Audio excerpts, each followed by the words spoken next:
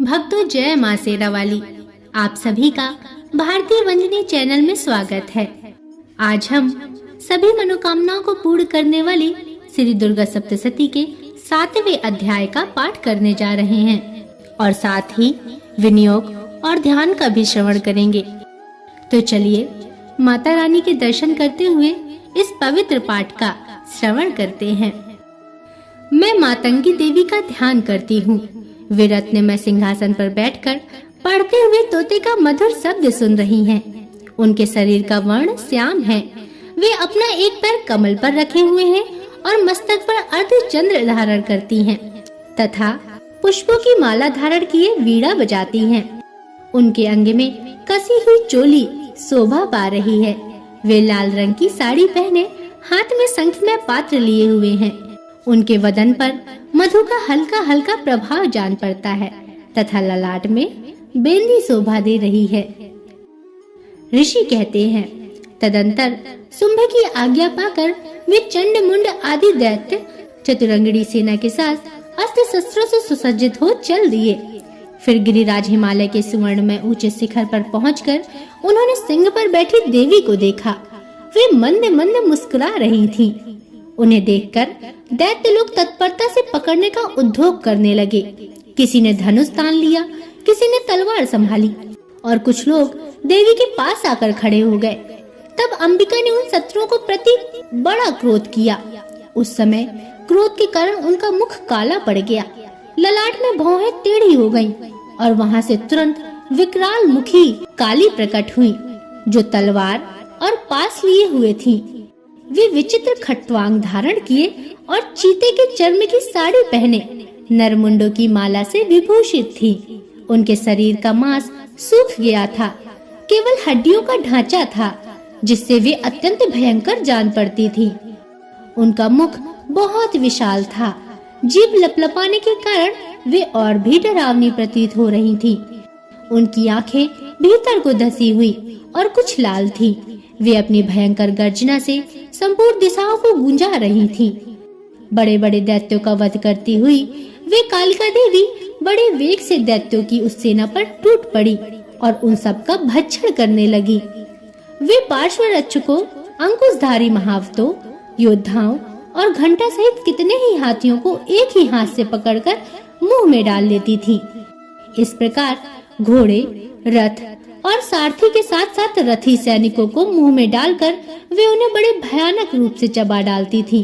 किसी के बाल पकड़ लेती, किसी का गला दबा देती, किसी को पैरों से कुचल डालती और किसी को छाती के धक्के से गिराकर मार डालती थीं।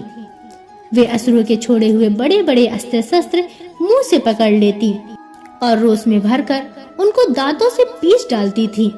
काली ने बलवान एवं दुरात्मा दैत्य की वह सारी सेना रौंद डाली, खा डाली और कितनों को मार भगाया।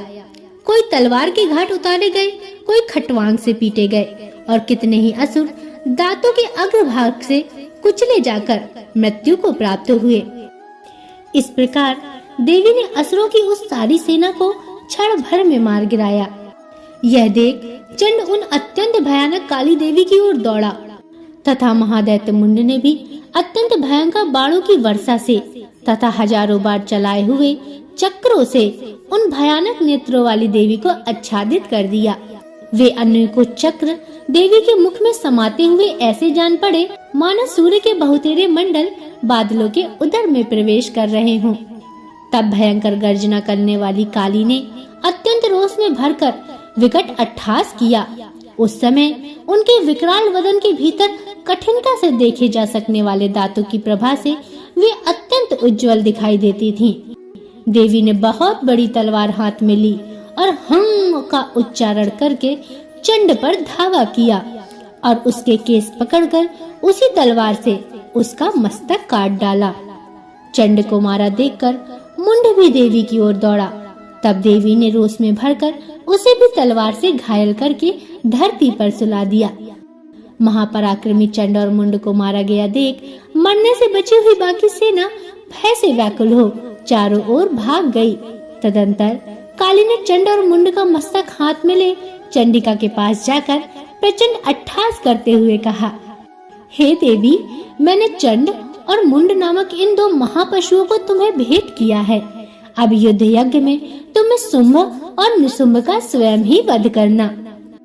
ऋषि कहते हैं, वहां लाए हुए उन चंड मुंड नामक महादैत्यों को देखकर कल्याणमयी चंडी ने काली से मधुर वाणी में कहा, हे देवी, तुम चंड और मुंड को लेकर मेरे पास आई हो, इसलिए संसार में चामुंडा के नाम से तुम्हारी ख्याति होगी।